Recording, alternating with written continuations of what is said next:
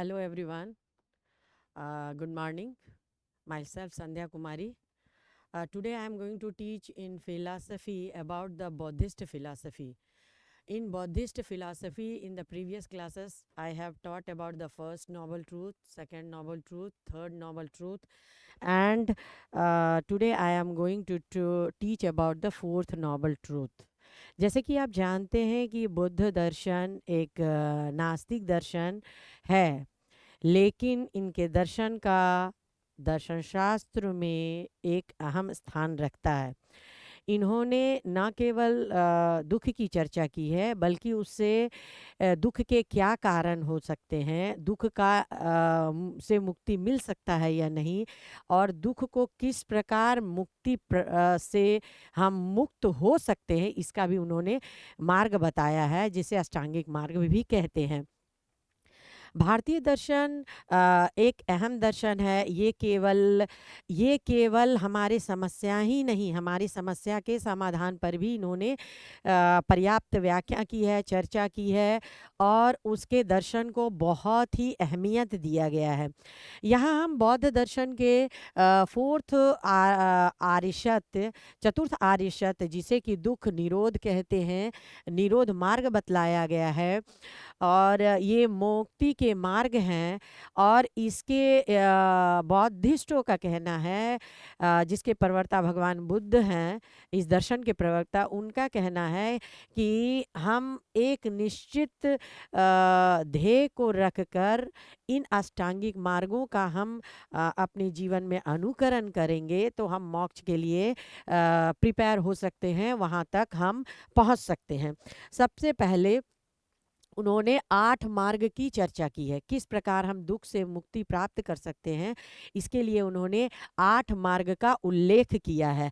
यह दुख के कारण को हमने द्वितीय आर्य सत्य में जाना है, उसको अंत करने के लिए किस प्रकार हम अंत कर सकते हैं, उसके लिए उन्होंने 8 मार्ग का उल्लेख किया है, जो इस प्रकार है: सम्यक दृष्टि, संकल्प, वाक, क्रमांक, आजीविका, व्यायाम, स्मृति और समाधि। ये 8 मार्ग पर चलकर साधक मोक्ष तक पहुंच सकता है। प्रथम में उन्होंने दृष्टि की चर्चा की है। प्रथम, सबसे पहले हम जानेंगे सम्यक क्या होता है। सम्यक मतलब कि एक संकल्पी को अगर वो मोक्ष प्राप्त करना चाहता है, दुखों से अंत करना चाहता है, दुख से अपने आप को जन्म जन्मांतर तक मुक्त रखना चाहता है, तो वो दुख को समाप्त, निरोध का मतलब है उसको समाप्त करने के, दुख को अंत करने के लिए, दुख से मुक्ति करने के लिए 8 मार्गों का अनुसरण करना होगा, जो इस प्रकार है। सबसे पहले उन्होंने दृष्टिकोण की चर्चा की है। यहाँ पर साधक, जो हम किसी वस्तु को देखते हैं, वो हमारी दृष्टि उस वस्तु के प्रति ऐसी होनी चाहिए कि वो उसकी सत्ता वास्तविक है या नहीं। चूंकि दर्शन शास्त्र, बौद्ध फिलॉसफी में इस बात का उल्लेख किया गया है कि संसार के वस्तुओं की सत्ता क्षणिक है, क्षण प्रति क्षण परिवर्तन होता है। उनके दर्शन की मूल उक्ति है। इसीलिए जो सांसारिक वस्तु है, उसके प्रति हमारा दृष्टिकोण ये रखना होगा कि ये संसार की हर वस्तु क्षणिक है। हमें संकल्प लेना है कि जो अनात्म वस्तु है उसको आत्म समझकर व्यवहार नहीं करें, जो क्षणिक है उसको शाश्वत समझकर आप उसका अनुसरण न करें, उसको न माने। जो संसार की वस्तु है उसके प्रति आप तृष्णा भाव न रखें, और एक लोक कल्याण के भाव से आप उसका दृष्टिकोण अपने आप को बदलकर लोक कल्याण के दृष्टिकोण से अपना कर्तव्य करिए। सबसे पहले जो क्षणिक और शाश्वत वस्तु है उसको आपको परमानेंट नहीं समझना है, जो अनित्य है उसको नित्य नहीं समझना है।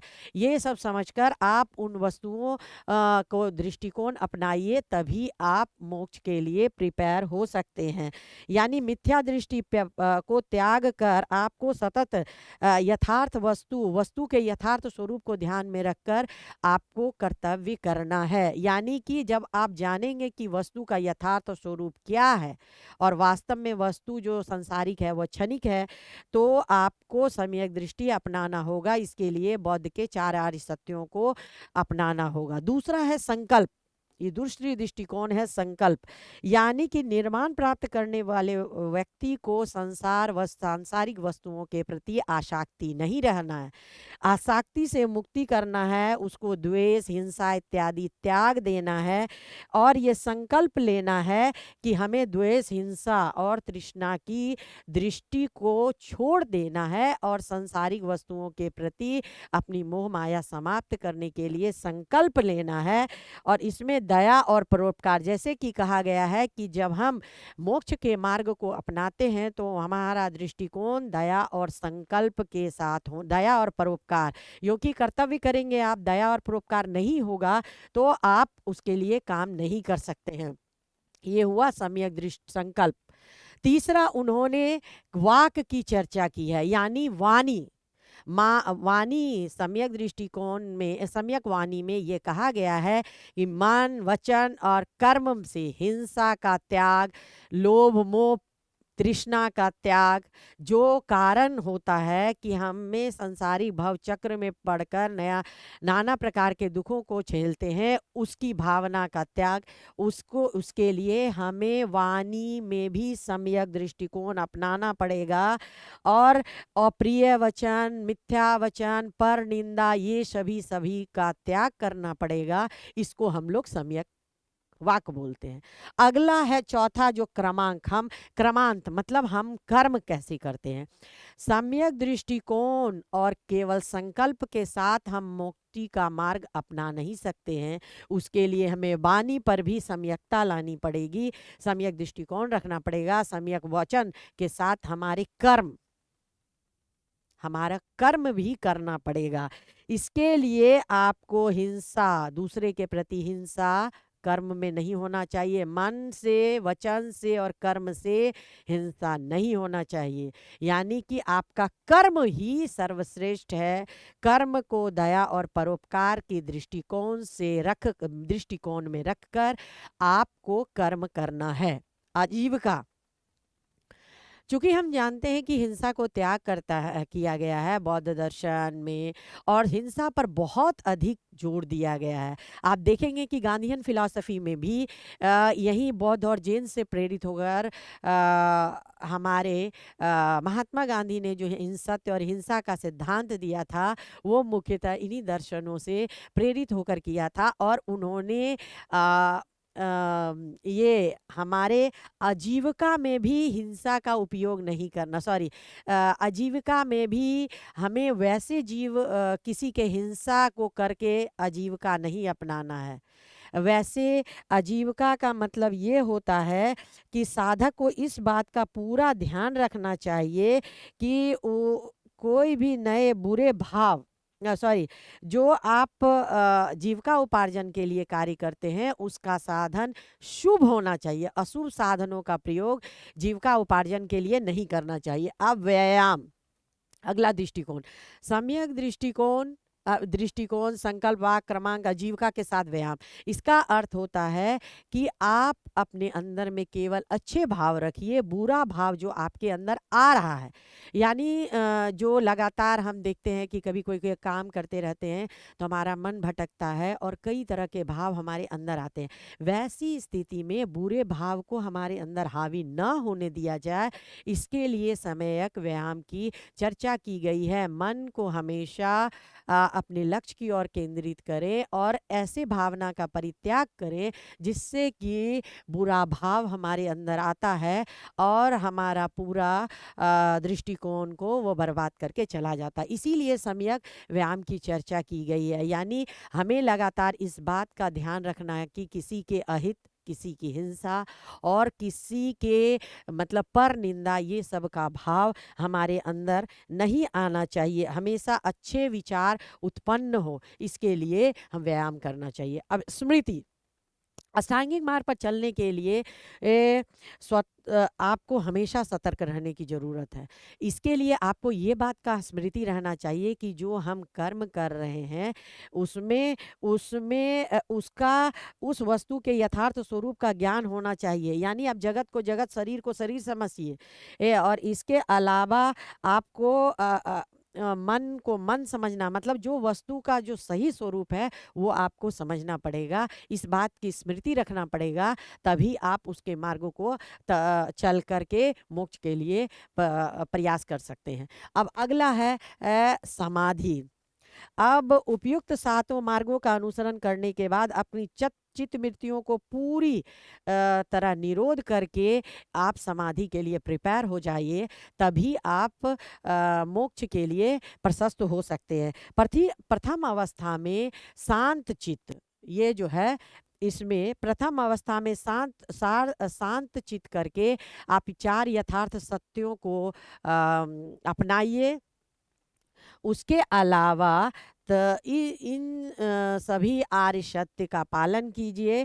और जब आप शुद्ध मन से शुद्ध विचार से साधक शुद्ध विचार से साधक अब इस मार्ग के लिए पूर्णतः प्रेरित हो जाता है और वो कर्म करने लगा। प्रथम अवस्था में साधक का मन इधर उधर भटकता है, इधर उधर भटकता है, लेकिन वो शुद्ध विचार और विरक्ति जो उसके अंदर विरक्ति है उसके कारण अपूर्ण आनंद को प्राप्त नहीं कर पाता है। अब आर्य सत्यों को अपनाकर जब सतर्क हो जाता है तो उसके लिए मार्ग प्रशस्त होता है और धीरे धीरे वो शांति का अनुभव करता है। इस अवस्था में साधक का मन में जो संशय उत्पन्न होता है वो समाप्त हो जाता है। यानी कि ये विभिन्न अवस्था से गुजरता है। First stage, second stage, third stage, ये विभिन्न स्टेजों से उतरता है। यहाँ पर क्या होता है, प्रथम अवस्था में चार आर्य सत्य अपनाया तो यहाँ पर जो विरक्ति और शुद्ध विचार जो मतलब थोड़ा साधक है ना अनुभव करता है, लेकिन मन शांत हो जाता है और ये उसके लिए प्रिपेयर हो जाता है। यहाँ संशय दूर होता है, इसमें आपका जितना इल्यूजन और वो है दूर हो जाता है। दूसरी अवस्था में सभी संदेह दूर होकर इसके प्रति श्रद्धा बढ़ने लगती है, सम्यक दृष्टिकोण के प्रति श्रद्धा होती है और इस अवस्था में शांति का अनुभव करता है और चित्त में स्थिरता का अभ्युदय होता है। साथ ही साथ उसको ज्ञान भी सेकंड स्टेज में हो जाता है। जब थर्ड स्टेज में पहुंचता है तो आनंद की अनुभूति के लिए प्रयास करता है। स्वयं को वो ये समझ लेता है कि हम क्षणिक हैं और क्षणिक समझ के वो व्यवहार करने लगता है, जिसके कारण वस्तु का यथार्थ स्वरूप धीरे धीरे स्पष्ट होता है और चित्त की स्थिरता का अनुभव होता है और धीरे धीरे चित्त की साम्य अवस्था और दैहिक सुख का अनुभव वो करने लगता है। ये दोनों का बोध हो जाता है, परंतु समाधि के आनंद के प्रति उदासीन होता है। चतुर्थ अवस्था में चित्त की साम्यावस्था, दैहिक सुख और ध्यान के आनंद किसी भी चेतना में नहीं रहती है और यह पूर्ण शांत, पूर्ण वैराग, पूर्ण निरोध की अवस्था है। सुख और दुख से रहित होता है, निर्वाण के लिए प्रशस्त हो जाता है, पूर्ण ज्ञान की प्राप्ति हो जाती है और अहर्त को प्राप्त करना है। एक बहुत अच्छा वर्ड का इस्तेमाल अहर्त किया गया है, यानी जो मुक्त व्यक्ति होता है उसको अहर्त कहते हैं। यानी कि जितने भी हमारे अंदर दुख होता है उसको अंत करने के बाद वो अहर्त मतलब वो मोक्ष की अवस्था को प्राप्त करता है। इसमें भी तीन ये पूरा जो स्टेज है इसको तीन रूपों में बांटा गया है। एक है जो समाधि होता है उसको अष्टांगिक मार्ग में प्रज्ञाशील समाधि, प्रज्ञा में आपका ये दोनों आता है, दैट इज प्रज्ञा और ये आपका आ गया यहाँ तक सील और ये समाधि की अवस्था, ये अंत की अवस्था होती है। ये प्रमादीशील अंत की अवस्था है। प्रज्ञा में थोड़ा-थोड़ा संदेह रहेगा ये अवस्था में।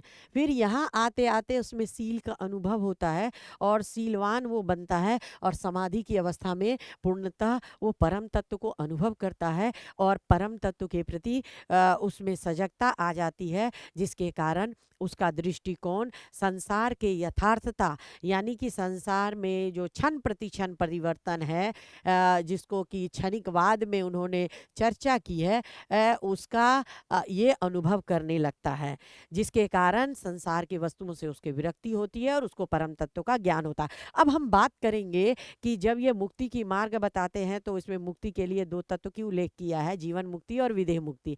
जीवन काल में मुक्ति तो प्राप्त हो जाता है, लेकिन जब पूरा शरीर जो पूर्व कर्मों का फल है वो जब तक अंत नहीं होगा, हम मुक्त नहीं हो सकते हैं, तब उसको विदेह मुक्ति की बात की है। जब विदेह मुक्ति हो जाता है तो पूर्व कर्म, वर्तमान कर्म और भविष्य के जो कर्म फल हैं वो समाप्त हो जाते हैं और जीवन एक शांत अवस्था में पहुंचता है, जिसको आनंद की अवस्था कहते हैं।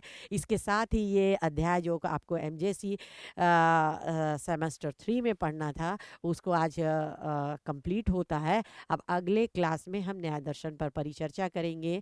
तब तक के लिए धन्यवाद। नमस्कार।